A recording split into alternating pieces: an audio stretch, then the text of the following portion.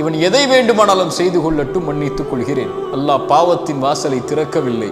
அல்லாஹ் சொல்ல வருவது, ரசூலுல்லாஹ் சொல்வதுடைய கருத்து, நீ எத்துணை முறை பாவம் செய்தாலும் நீ செல்ல வேண்டிய இடம் உன் ரப்பு மன்னிப்பானா? நீ செய்த பாவத்தை அல்லாஹ் மன்னிப்பான். குல் யா இபாதியல்லதீன அஸ்ரஃபு அலா அன்ஃபுஸிஹிம். குர்ஆனுடைய மகத்துவமிக்க வசனம் அது. வரம்பு மீறி பாவம் செய்த, சுப்ஹானல்லாஹ், என் பாவிகளை என்று அல்லாஹ் அழைக்கவில்லை.